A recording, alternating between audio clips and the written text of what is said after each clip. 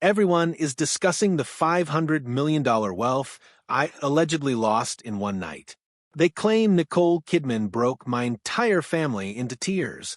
What nobody is aware of is the fact that I was the one who destroyed it all.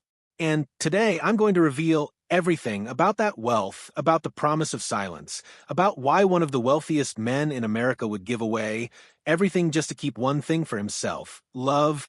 The only question is, do you have the guts to listen through to the end? I remember it all too well that day, June 25th, 2006. Sydney was ablaze with light, as if the entire world stepped back to watch the wedding of the century between Keith Urban, the blonde country star, and Nicole Kidman, the Oscar-winning actress, the epitome of Hollywood poise and pride. They said I was the luckiest man on earth, but what I experienced that day was fear. The evening before the wedding, I sat alone in a hotel room in Darling Harbor, looking out over the sparkling bay. Before me lay a thick file: numbers, clauses, signatures, assets, marital terms. She had it all: for mansions in Los Angeles, Sydney, and Nashville, an over $250 million investment portfolio, a $20 million movie deal for the Golden Compass. And me, a simple country singer with $25 million in the bank after a decade on the road and a couple of gold records. Her attorney set his pen down and spoke quietly: "Just a formality, Keith. It keeps you both safe." But what I heard was different. "You're not in her league." I signed. I didn't even read it, because when you love someone, you don't calculate it in dollars. But love in Hollywood always comes with a price. The wedding ceremony was held at St. Patrick's Church in Manly. Nicole walked down in a white Valentino dress and carried white roses. When she entered, the entire room wept. The candlelight danced on her face, lovely, peaceful, but delicate. I recall holding her hand and telling her, "I'm not afraid of losing everything. I'm only afraid of losing you." She smiled, a smile that convinced me the world was worth everything if she was by my side. But I wasn't aware that on the very same day, my fortune, my career, and my life had already taken a different turn. We settled in Nashville to a 12,000 square foot house with a swimming pool, a private theater, and a recording studio she presented to me as a wedding gift. She said, "All you have to do is make music. I'll handle the rest." I accepted what she said, and in doing so, I drifted gradually into forgetting that all bills, all contracts, all investments were in her name. When I played my guitar, she kept the key to the safe. The papers wrote, "Nicole Kidman wedded a man who doesn't require fame, but love. Keith Urban, Hollywood's new icon of fidelity." I read the words and grinned, but no one had any idea how tiny I was beginning to feel in my own house. One night, I was working on a song in the studio when she walked in, still in her red film premiere dress. She sat down and said quietly but firmly, "I have one condition, Keith. If you ever go back to it, I won't hang around, and everything belongs to me. I need to secure the children." I nodded. I believed it was concern of a loving wife, but it was the first paragraph of the cocaine clause, something I would not know until later years in court. She never wanted me for money, but the disparity between us caused everything to lean. She drove off every morning to set with her own car, bodyguards, stylists, assistants. I was left in Nashville, practicing, recording, waiting. Hollywood has never been good to men who stand behind women who are too powerful. When she starred in Australia in 2008, I embarked on a world tour. We said it was just work, but between two time zones, a crack began to open.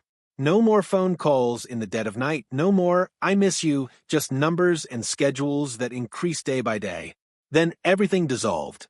The stardom, the music, the sheen, all consumed by addiction, by fear of losing her, and by the thing I hadn't understood yet had possessed us: money.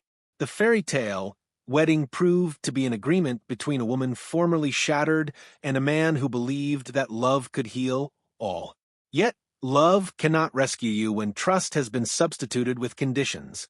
From the instant I signed my name, I had given her not only my heart, but my future. Nashville was still tonight. I sat by myself in the studio, the room once full of laughter now quiet. On the table were 3 heavy folders with the titles Catalog, Touring, and Legacy. The catalog contained the records and masters I'd spent my youth on. People referred to it as the River of Money because it continued to flow even while I slept.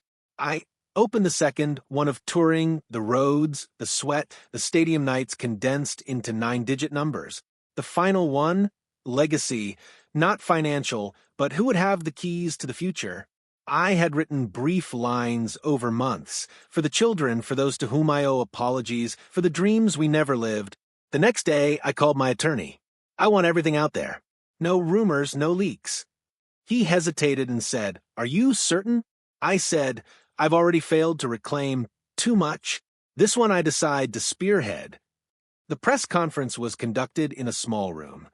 No media, only family, trust representatives, my financial manager. I stood and set the 3 folders on the table. "I'm not here to demonstrate how valuable I am," I said. "Here's to say what I'm going to do with what's remaining." I invested most catalog royalties into a trust for the children. I established an art scholarship in her mother's name. I donated the lakeside property where the children learned to swim to a shared home under the trust. Nobody can cash in on memory. They wept not for the scores, but because they understood I did not go to win or lose. I want to bring down a wall. I held on to just enough to survive through music. Someone asked, "Why now?" I replied, "Because even a goodbye takes time to mature. If you say it too quickly, it's whim. Too late, it's regret." I said to them, "This isn't charity. This is how a man returns peace to the people he once swore to defend." Nashville burned gold that night. I paused in front of the crumbling lakeside gate where my children used to play and touch my hand to it. It was like laying fingers on an old song, no longer flawless, yet still resilient. That evening, I took my guitar and strummed random notes. Not good, but honest. For the first time in years, I didn't feel heavy, not because I was rich, but because I had finally put the money where it should be, where love could grow again. The following day, the headlines burst. Keith Urban transfers $500 million fortune. They tallied the figures, but no story captured the moment when her family wept as I uttered, "The lakeside house is now the children's." Because the media only witnessed figures, but we witnessed summers, sunsets, giggles. Folks called me dumb, soft, pathetic. They claimed I was attempting to purchase sympathy from the woman who deserted me. But none of them ever spent a night alone in that vacant house after she left, brooding in front of pictures, understanding all the wealth in the world cannot regain the laughter of your children. That wealth was not about cash. It was my deceased apology, my attempt at liberating myself from the burden of vows I could not fulfill. In that closed-door meeting, no lights, no cameras, Nicole entered bare-faced without all her glamour. She was no longer the red carpet goddess, but only the woman I once loved had hurt and promised I would never make cry again. The contract had been drawn up, but I included one stipulation, the silent promise. This read, if either of us ever employed our history to hurt the other publicly, they would forfeit any remaining advantages. It wasn't to safeguard money, but memories. I read it slowly and asked, "Are you doing this to prove something?" I told her not to prove, to keep whatever there is left of purity between us. She smiled pathetically. "You know why my family cried?" I replied, "Because of the number." She shook her head. "No, they wept because they knew you're still the man they used to trust." One sentence, and it tore my heart apart. I departed Nashville after signing, drove to Montana, and leased a little wooden cabin. No phone, no internet, just a guitar, paper, and a bottle of old whiskey. I wrote about her, our start, her eyes, her smile, how she first took my hand backstage. I composed a song entitled 5 Minutes Late. I composed while crying, knowing that sometimes you could lose everything by being just a minute too late. The news got out. They labeled it the Clause of Tears, alleging I included it for publicity purposes. I smiled. They would never comprehend that some agreements are not signed using ink, they're written in tears. Then one day, I found an envelope with no return address. In the inside was a short note in handwriting I knew by memory. Thank you for holding your tongue. Not everyone who departs does, so in resentment. Some depart, so too can live. I tucked it in and put it in my guitar case. I wept for hours, knowing that forgiveness doesn't always happen in words.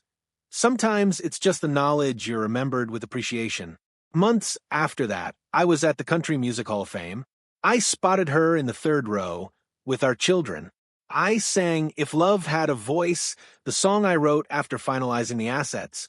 When I sang If Love Could Speak, It Would Forgive, tears fell down her cheek. We met backstage after the performance. She asked, "Do you regret it?" I replied, "No. If I'd never been broken, I'd never have learned how to love in truth." She smiled, stroked my shoulder, and said softly, "Keep writing, this is what you're best at." That was the last time we ever spoke face to face. Time went by. My album, The Hard Road Back, was released. No promotion, no videos. It sold millions of copies because people heard the truth in it, the breath of someone who had perished and come back to life. Years later, I received the Legacy Impact Award. She was in the audience with our children. I quoted, "I used to think riches were having lots, but now I understand richness is when you can give without loss." Her eyes welled up with tears, not resentment, but release. We had finally both forgiven each other. I now sit penning these words in that very lakeside room. Sunlight again coming through the window. What has gone by is no longer tragedy, it's a journey. A journey to release, to love without possession, and to realize that sometimes the greatest treasure lies not in keeping someone, but in keeping your humanity intact. That fortune wasn't an end, it was freedom. Others inquire whether I regret donating almost $500 million. I smile, because no figure can quantify the price of a good night's sleep. I don't gauge wealth by a bank account anymore, but by mornings full of laughter, afternoons on the lake, and evenings picking at an old guitar without shaking. And if someone asks me why they wept at that meeting, I tell them that they didn't weep because of money. They wept because a man chose to love by letting go. And if I could do it over again, I'd still sign that agreement, still include the silent promise